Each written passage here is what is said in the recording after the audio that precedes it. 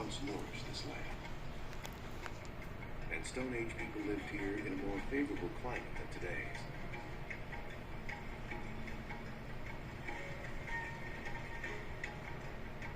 If they hunted, we're not certain how. Any wooden clubs or sharpened sticks have long disappeared.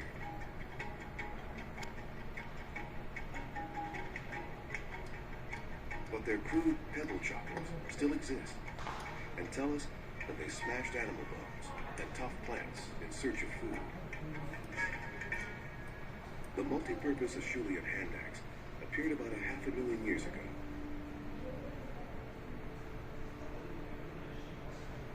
There were other tools as well.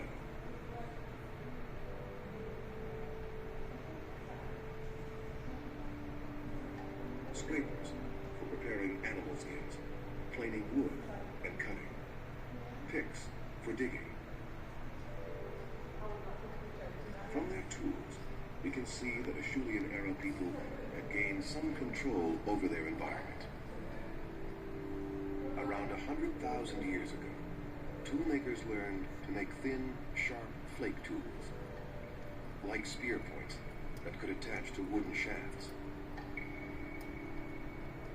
Human hunters finally became more dangerous than animal predators.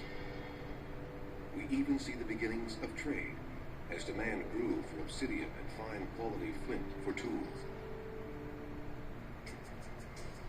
As the old Stone Age drew to a close, a new technique introduced longer blades, which could be worked into many specialized shapes.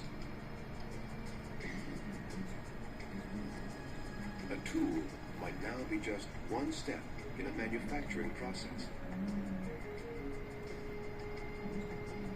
Tools were a reflection of human society, which was quickly becoming more complex.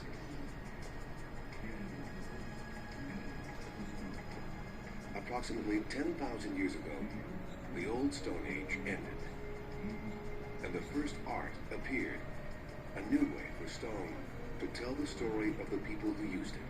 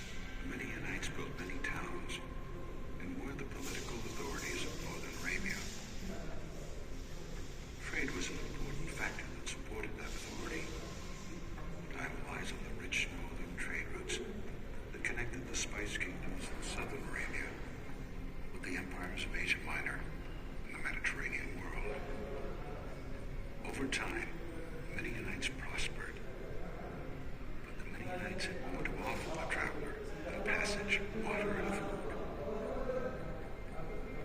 They had copper to sell. There were copper mines nearby, and distant markets for the bronze made from copper. There was also flint, used for high-quality chipstone tools. The Midianites grew wealthy. Archaeologists found ancient walls, the earliest in Saudi Arabia, suggesting the Midianites had to protect themselves from raiders. The wealth of the people of Taiba was immense. Painted, decorated findings from the site combine motifs and colors and show how they absorbed distant trends and made them their own. Taiba's wealth would sustain it for hundreds of years.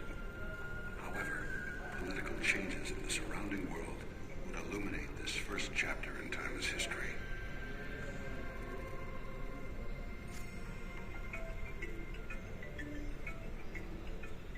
Empires arose and fell in the time between the middle of the second millennium and the first. But it was the collapse of the nearby Neo-Babylonian kingdom that brought the most significant change to Taima's archaeological record. A religious conflict and the military threat of the Persians sent the last Neo-Babylonian king, Nabonidus, fleeing into the Arabian desert. Taima's walls came tumbling down for Nabonidus. He laid waste to the city, then built a new fortified capital in its place. The presence of the king must have attracted travelers from afar. The stela unearthed by archaeologists suggests this. It has a number of sacred images and lines of Aramaic writing inscribed on it. The winged solar disk probably originated in Egypt and is a depiction of the sun. There are also depictions of an 8-pointed star and the moon. It is magnificent Taima that we visit today, restored to its original splendor. We see it as it might have been seen by the weary traveler arriving at its gate, seeking refuge from the blistering heat of the desert.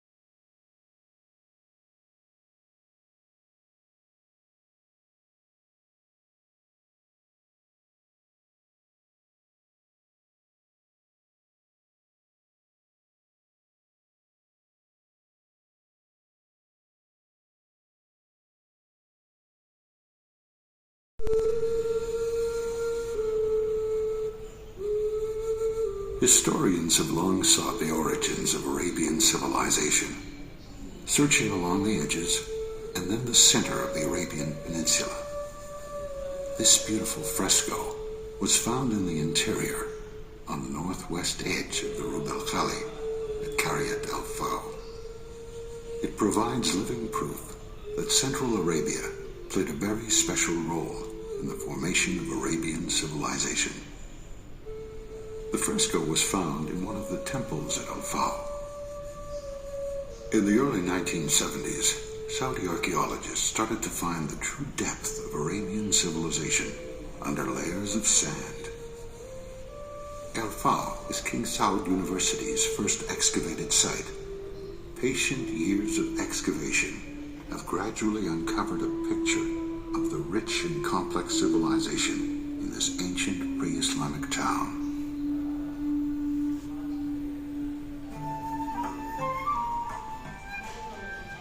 Al-Faw's history, which stretches from the end of the 4th century BC to the beginning of the 4th century AD, is bound up in the complexities of its strategic position. It was the first capital of the Kinda Kingdom. It was connected to the cultures around it, including Persia, the civilizations of the Fertile Crescent, the Mediterranean, East Africa, and as far away as India.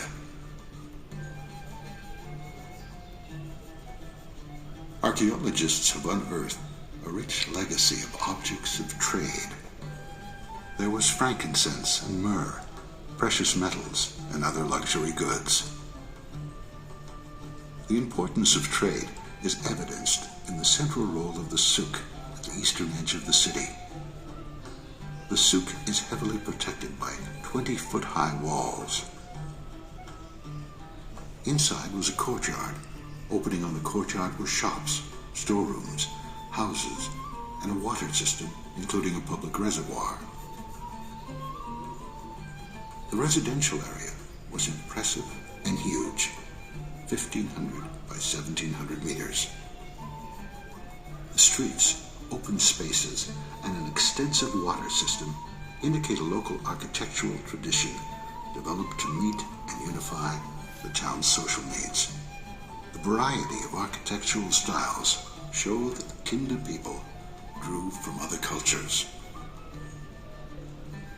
An elaborate irrigation system indicates that intensive agriculture was practiced at Qaryat al-Faw.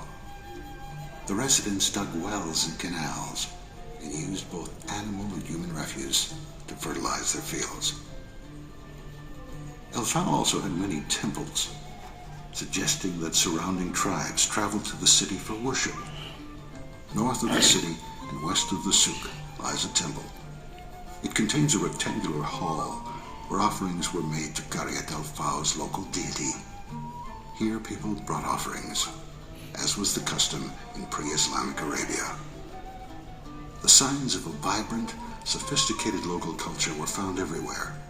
Carvings and pictures show people dancing, picking fruit, riding horses in battle, and hunting. The design of houses and tombs reflect a society divided into social strata: the royals, the aristocrats, and the common people. The many inscriptions on its walls, wood and metal objects, and marble statues indicate the special importance of writing in Al-Faw. The dominant script was Musnad, the most common in the southern Arabian Peninsula. Although they used other Arabian scripts, Al-Faw residents had their own grammar and vocabulary, a clear sign of the depth of local culture.